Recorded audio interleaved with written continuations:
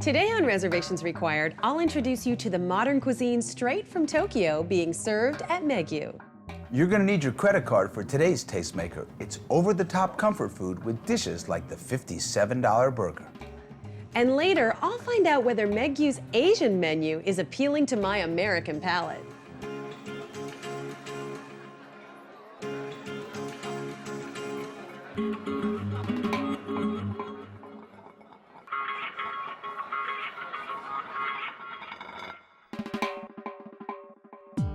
Welcome to Reservations Required. I'm Jackie Maloof. Lots of restaurants serve Japanese food, but for an authentic dining experience straight from Tokyo, few can compete with Megu.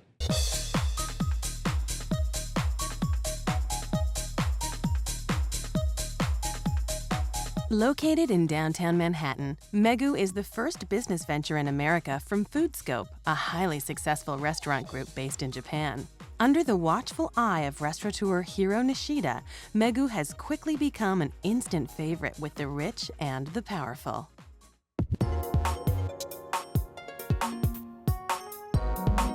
Hiro, what does Megu mean? Megu has two meanings. One is a blessing, and also second is we bring a lot of fresh ingredients such as fish and the vegetable from Japan. That is also meaning the blessing. That's why we call it Megu.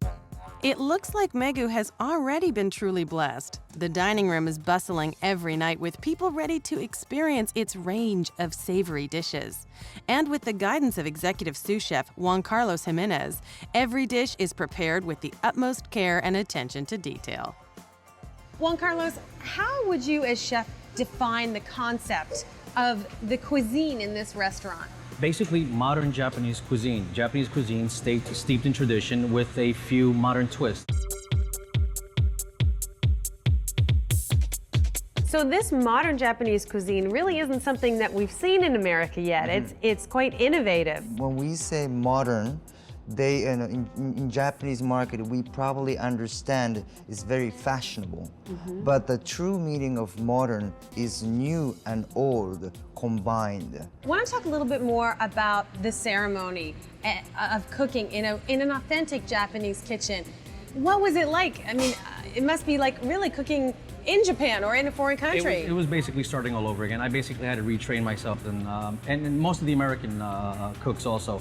We basically had to start from scratch as far as the knives we were using and the tools we were using in the preparation of the food. And there's really a different culture in terms of the way that food is handled. Such reverence. And the reverence and respect that it's amazing. given. It's amazing. Everything is used. Nothing goes to waste. So it's incredibly authentic in terms Extremely. of the ritual or ceremony, if you will, of Correct. the way it's prepared, but also right down to the ingredients that you're starting with. That's correct. About 85% of all our ingredients are flown in from Japan on a daily basis. We have standing orders with some of the largest purveyors back in Japan, and our food costs are extremely high, but if this is what it takes to bring the flavor across to our customers, this is what we do. Although most of Megu's food is shipped directly from Japan, they are now working with American farmers to grow crops in the Japanese tradition.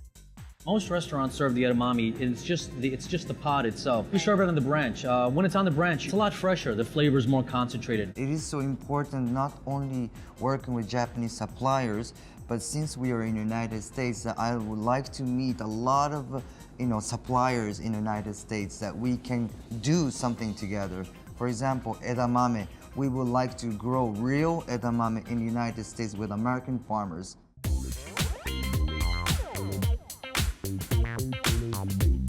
Hiro, coming down into the main dining room, the first thing that grabs me is this beautiful showcase of half bottles. These are sake bottles? Yes, this is all sake bottle, label of sake bottles.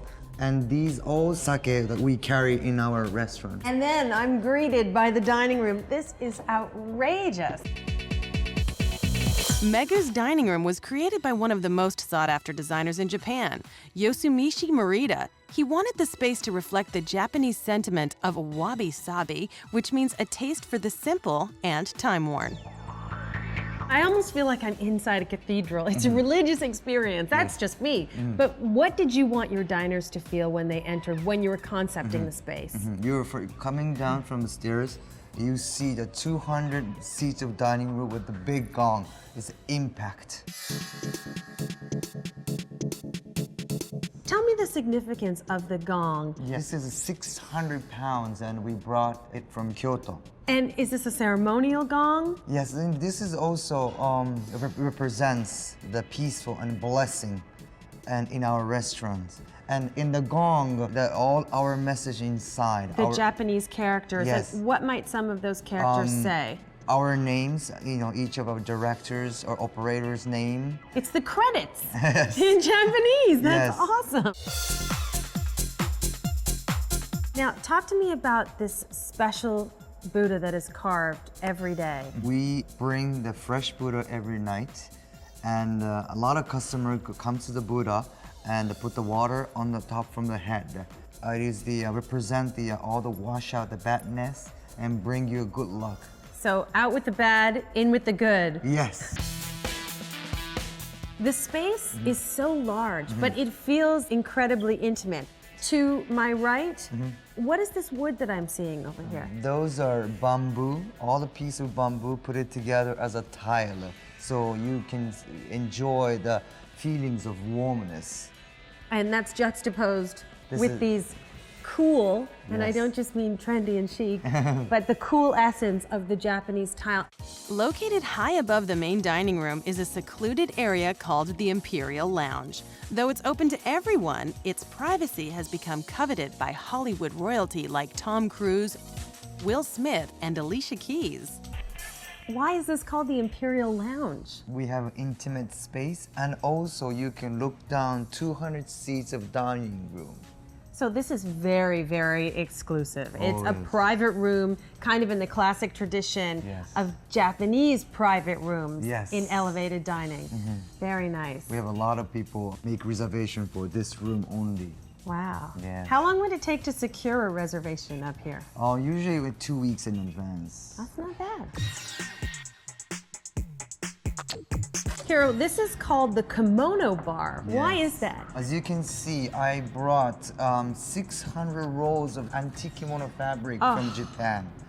Yes, and you can see the Beautiful. ceiling. Yes. That's stunning. Yeah. I love the red here in the Kimono Bar. And you were mentioning that there's major significance for that color in Japanese culture. Yes, red color represents the happiness in Japan. Yes. Well, it's working because I feel very happy here. Good.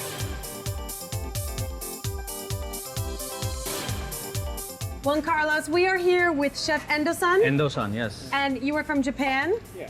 This is the Kobe beef, This chef? is the Kobe beef. This comes from one of our small farmers in Texas. And this is basically the filet mignon, the filet- Chateaubriand, the Chateaubriand, of beef. that's What, correct. about $180 an ounce? About right, that's correct. Woo, that's expensive beef. Kobe beef gets its name from Kobe, Japan, where cattle are fed very strict diets and even massaged. This style of ranching produces meat with a higher fat content, which makes the texture extremely tender. And how do we prepare this, gentlemen? We'll start to tenderize it. Right now he's using a daikon root. And why Very is he different. using that as opposed to a mallet? He just feels he has better control as far as the pressure he's applying. And a lot more natural. And a lot more natural, absolutely. So now he's tenderizing? Now he's tenderizing. He's using a very simple skewer and just pricking the meat throughout. Endo is now salting and peppering. He's using a Japanese salt. It's a sea salt. It very almost similar. looks like a fleur de sel. It's like a fleur de sel, very similar to the kosher salt that most American kitchens use. And what he's doing now is some grated ginger. What he's going to do is squeeze some of the juice on it and let this sit for about 10 minutes. What is ready to go. Endo-san about to do now? He's got some ingredients lined up there. I see black sesame seeds. He's got some black sesame seeds, some ginger, the same ginger that he used to squeeze the juice on the steak. And we have some beef fat. And those are starting to melt the beef fat right now just to coat the pan. It's very important that he gets the sides also because we use the sides. It's got very high walls, but to cut back on time, we push the meat up against the sides and So kind of you're rotate cooking it underneath and around. underneath and the around. front. So Endo-san is searing off the meat. That's this correct. This is the second of 3 steps. The first, the marinating, so to speak. So to speak, with the ginger searing, juice. And then where are we going to next with this? From here, we're going to the traditional Japanese grill, which is called the binchotan. Binchotan is the wood that they use. It's a Japanese oak, which we fly in from Japan. Oh my gosh. We're literally burning money, and it happens to burn at a very high temperature. It's at about 1,500 degrees. And the ginger and the black sesame seeds come in the next stage of this? Correct. Once the meat is removed from the saute pan, it will go in on top of the binchotan. Once that's done, he will dump out the beef fat and use what remaining fat is in there with a little bit of butter, the ginger, and the black sesame. It's a very simple, straight-up presentation, but the flavor is amazing. Coming up, we'll finally get to taste the signature dish from Megu and follow Ed Levine as he seeks out the most luxurious eggs, burgers, and pasta plates on the planet. Welcome back to Reservations Required and today's Tastemakers.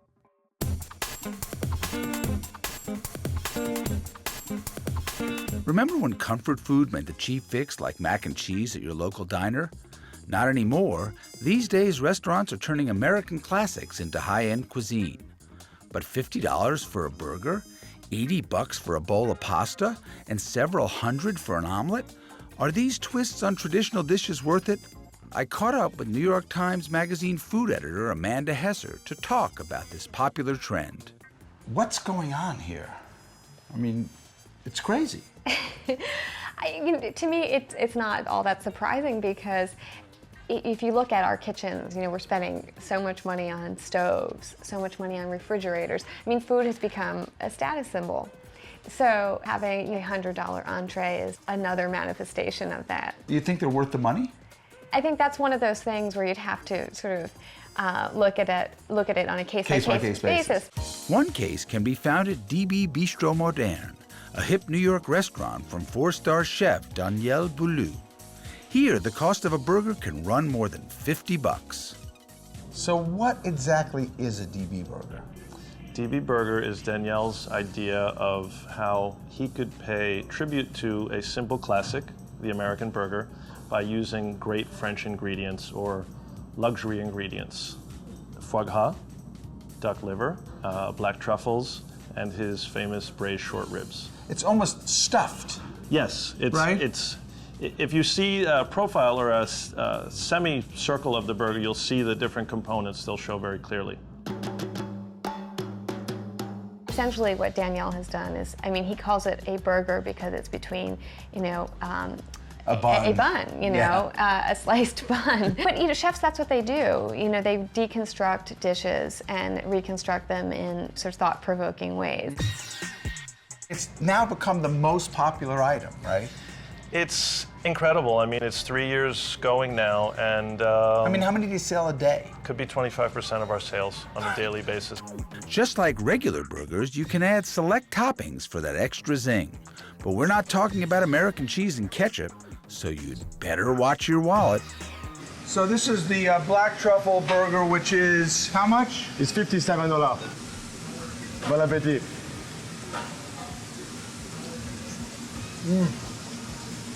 Wow, it's so beefy. And also there's layers of flavor. You know, it's not a Exactly. simple taste. Exactly.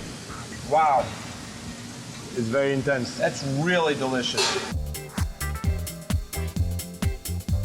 If you're more of a hot dog lover, head over to the Old Homestead Steakhouse in New York's meatpacking district. But you won't find any ballpark franks here. These babies are plump with Kobe beef. A lot of people come in, they'll order one Kobe Frankfurt, they'll cut it 6 ways and have it as an appetizer. This little taste will cost you $19. We've taken it to the next level with our side dishes, Cheshire cheese and Vidalia onions. So when you add the gourmet side dishes, it makes it a gourmet Frankfurter.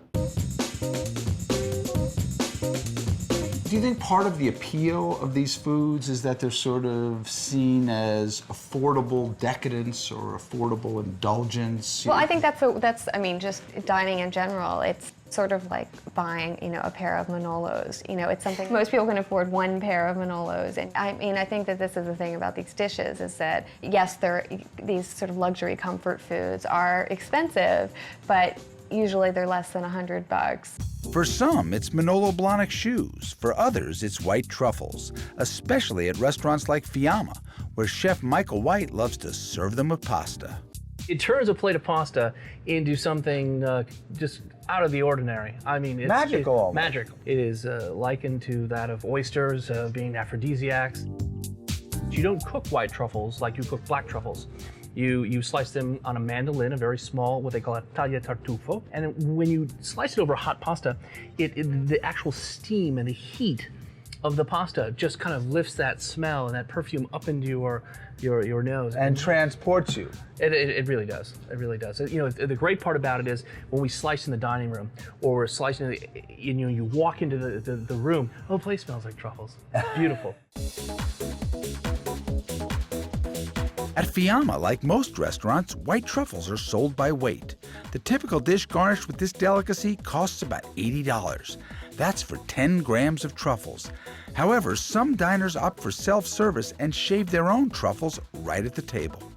So, Michael, what do we got? This is my weapon? This is your weapon, and that's your truffle. Let's weigh her up. What's she weigh? All right. 1 5/8 ounce. That's a good size one. You'd have a lot of fun with that one. So what is that going to run me? That'll run you about $228, 28 and 28, 56. It's about $240. That's $240. Woo! About $240.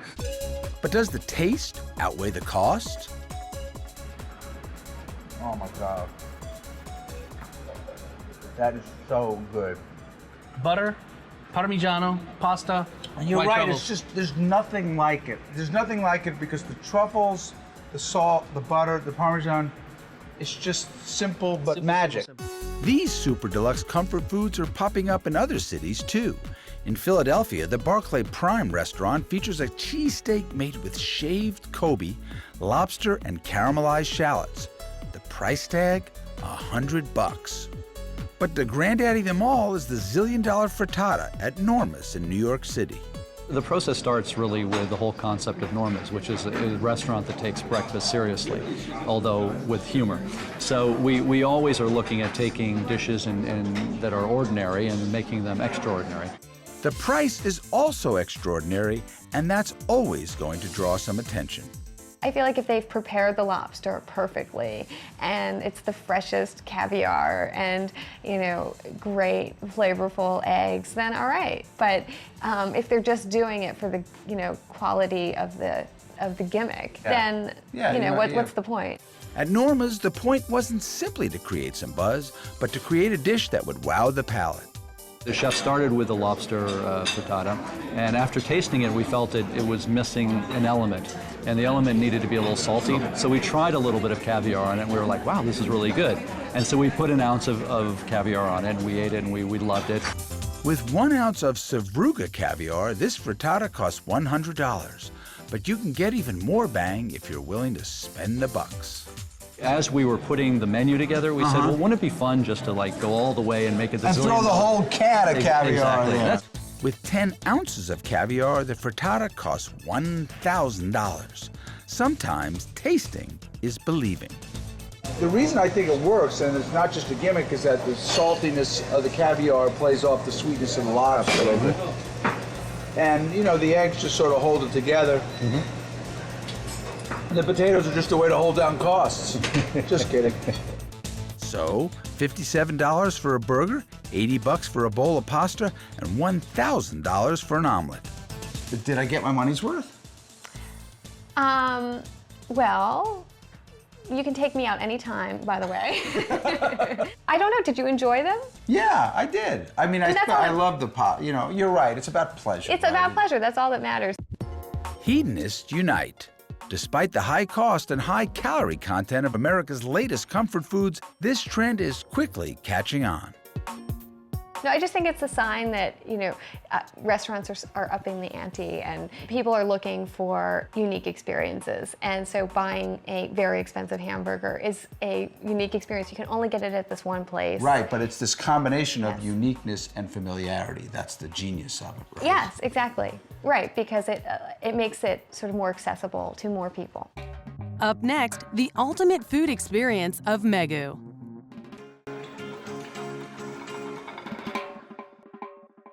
Welcome back to Reservations Required. I'm Jackie Maloof, about to enjoy an outstanding Japanese meal at Megu with part business owner and our incredible gracious host, Hiro Nishida, and executive sous chef Juan Carlos Jimenez. Gentlemen, it has been an amazing day and I'm so hungry. Let's eat.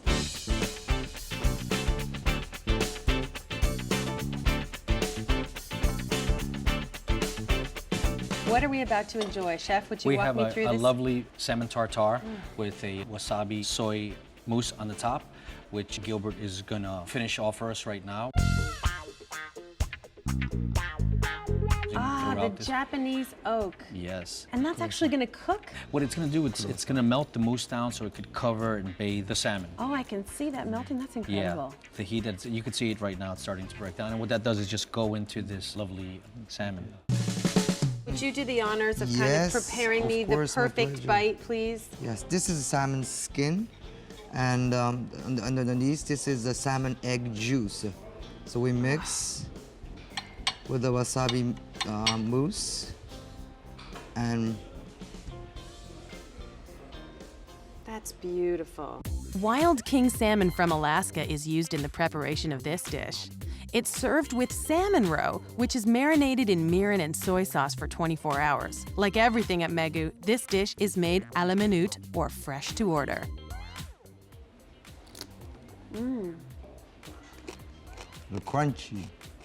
Really crunchy. Yes. I love the kind of juxtaposition of the crunchy salmon skin and then the silky, moist, kind of sensual salmon tartare with the salmon roe.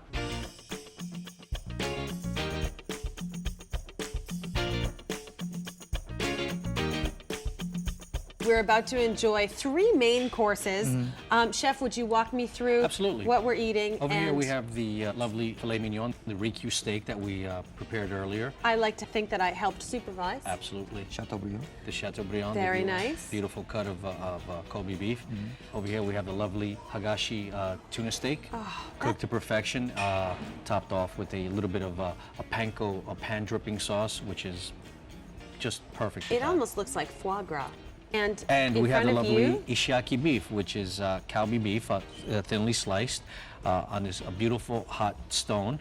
Which, and these are one of our river rocks that your chefs correct, and I'm just have auditioned in the ovens of Japan. These river rocks were hand-picked from the Nakagawa River and then tested to see if they could withstand heat. While more than 1,000 rocks are gathered, only those with flat surfaces are deemed suitable for cooking.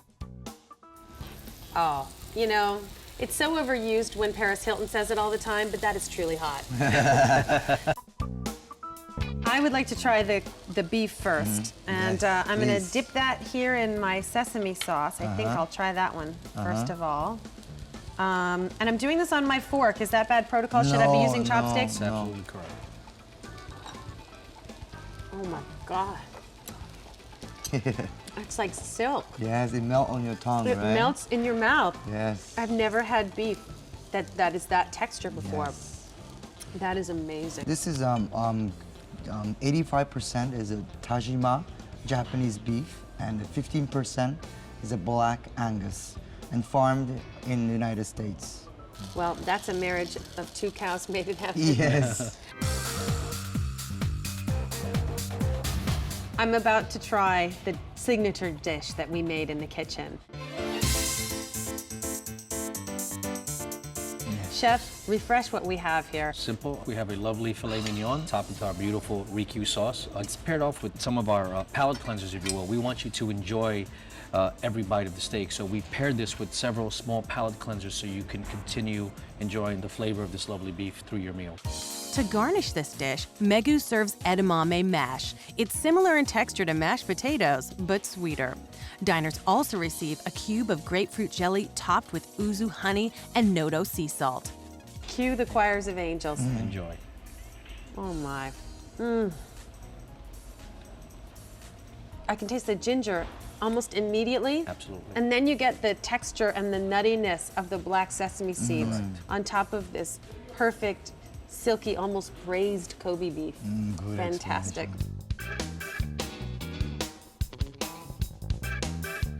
Hiro, what is this? This is chocolate ogura fondant, which is ogura is the Japanese beans So inside there's ogura beans and chocolate and the strawberries inside, and it's gonna come out like a melt.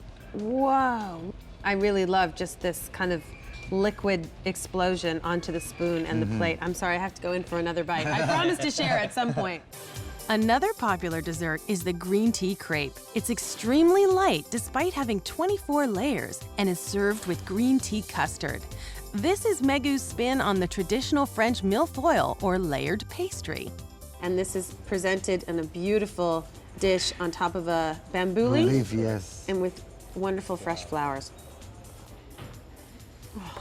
Oh, it's so light.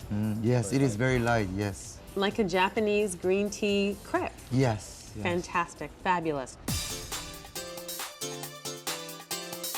This is very traditional Japanese dessert, very healthy. And this is made by a kuzu root, is a root. And this is a white powder you mix with the hot oil and then make it like a noodle. And this is very good for your skin and no calorie. It's like a spa. Would you like to try? I would love to try. How do we do this? You're gonna pass me the chopstick? Or I can, Yes. so I would dip it in Dip it the in. kiri, Yes. And put it in here. and this is ice on This is top, ice. just to kind of keep it Oh, cold. you use chopsticks, very good. Thank you very much. That had a, oh, we spoke too soon. Oh, that's almost like syrup. Yes. Almost molasses-like. Yes.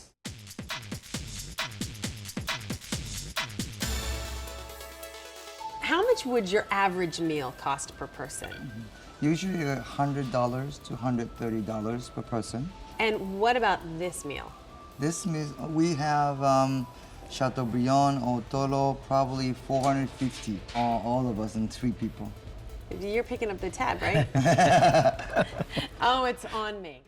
Today on Reservations Required, experience L'Impero, a sexy and sophisticated restaurant renowned for alta cucina, the delicious and somewhat decadent cuisine of Italy's nobility. Plus, Ed Levine finds our tastemakers advancing the vegetarian menus at some posh and very trend-setting restaurants. Pharrell Williams here. Hi, I'm Joy Bryant, I'm Eric Ripper. I'm Tom Colicchio. I'm Dr. Frank Lipman, the host of On the Table, the host of Across the Board, host of Artist Talk, host of Hooked Up, host of the show Be Well Week, Be Well Weekend on the Reserve channel. It's only on Reserve. Did you know that you can follow my show on social media sites like Facebook? Follow us on Twitter. If you're a fan of my show, hit the like button. All of the above. Share me with your friends. Treat yourself. Check out a new episode of my show, Hooked Up. And if you want to leave comments, feedbacks, ideas, whatever, love to hear from you. Leave a comment. And if you don't want to miss the show, be sure to subscribe. The one that's like down here, or is it here? Somewhere down here. Thanks for watching the Reserve channel. Only on YouTube. Throw caution to the wind and ask yourself what rules.